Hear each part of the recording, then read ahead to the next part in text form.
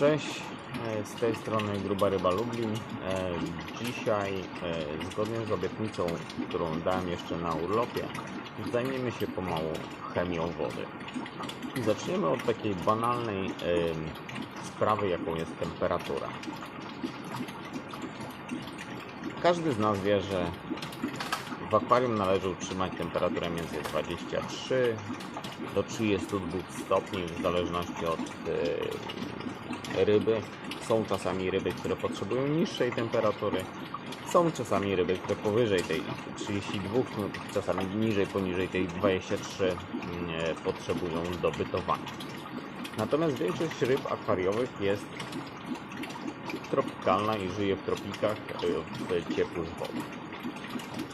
W zależności od wielkości tej temperatury też pamiętajcie o tym, że zmienia się nam ilość tlenu w wodzie, co jest bardzo ważne dla ryb. Dlatego w akwarystyce nie ma czegoś takiego jak przelicznik ryb na litr, ponieważ jest za dużo zmiennych. Główną zmienną jest właśnie temperatura. Czym wyższa temperatura, tym mniej tlenu w wodzie. Czyli jeżeli mamy dużo ryb, a podniesie nam się temperatura, mamy zjawisko, które nazywamy przyduchy. Do tego dochodzą jeszcze oczywiście fosforany, azotany w wodzie i inne rzeczy, które zmieniają ten poziom tlenu.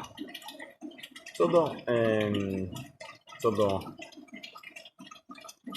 tlenu i temperatury,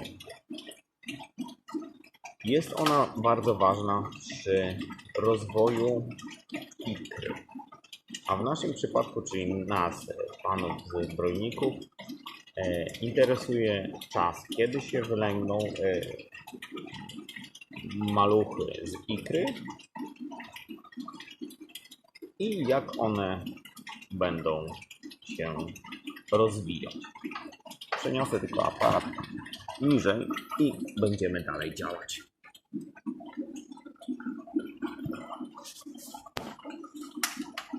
Jeśli chodzi o temperaturę podczas wylęgu, w zależności u jakich ryb, to jest też w zależności od ich temperatury bytowej. I temperatura bytowa lub temperatura komfortu to jest taka temperatura, w której ryby czują nam się najlepiej. I tak mnie uczono na podstawach fizjologii i anatomii zwierząt. Natomiast w momencie, kiedy mamy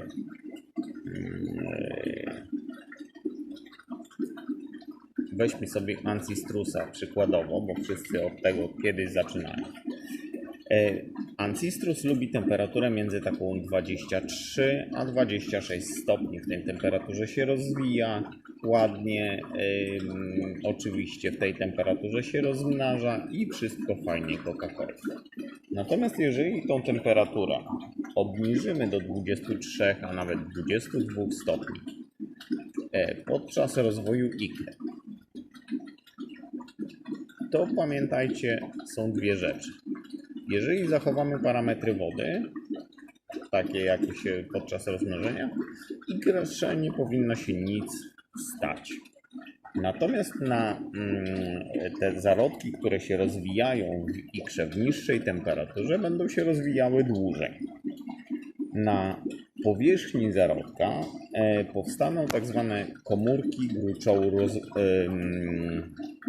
wyklucia. I te komórki będą grubsze, pojawią się później i maluchy wyjdą później z ikry.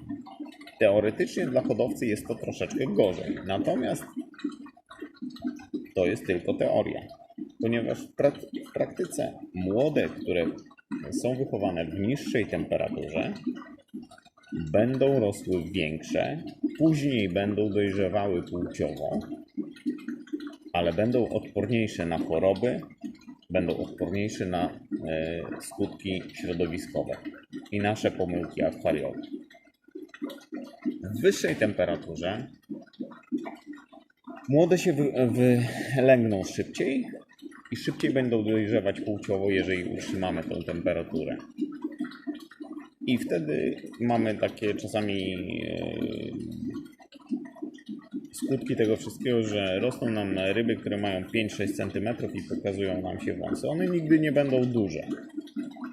Będą ładne, bo to są przecież każda ryba jest ładna i trzeba tylko na nią amatora. Natomiast jeżeli chodzi o ryby, sami wiecie, że czym większa, tym fajniejsza ryba i tym samym można dobrać jakikolwiek materiał genetyczny puszki. Tak jak u mnie był Stacho, który mierzył sobie 24 cm, tak w tym momencie jego pokolenie następne mogę sobie brać do rozwoju i wtedy coś mi z tego wszystkiego zawsze zostanie i coś sobie mogę odłożyć, co mi się podoba. Temperatura, mówię, jest ważna podczas całego cyklu życia ryb. Jeżeli będzie zbyt niska, zaczną nam chorować, bo pamiętajcie, wszelkiego rodzaju pleśniawki, ospy rybie są w niskiej temperaturze. W wysokiej temperaturze, przy złych warunkach w akwarium, często powstaje nam bakteryjne zapalenie skóry, choroba welwetowa, którą musimy leczyć urofuraginą. Przy wyższej temperaturze szybciej rozkładane są środki, takie biologiczne produkty, które są rozkładane przez bakterie azotobakter w wodzie. W niższej ten proces trwa troszeczkę dłużej. Tak więc temperatura, wbrew pozorom, jest bardzo ważna dla ryb. W momencie, kiedy mamy na przykład bakteryjne zapalenie przewodu pokarmowego, czyli te wzdęcie u ryb i często kończące się zgonami, gdzie mamy to często na forach. O Jezu, co się dzieje? Ryba mi zdycha, spuchła jak balon i pewnie to jest posocznica. Posocznica tutaj przy okazji to bardzo, bardzo rzadka choroba i nawet nie pamiętam, czy kiedykolwiek ją miałem w akwarium i to jest dosłownie, nie wiem, trafienie w totolek.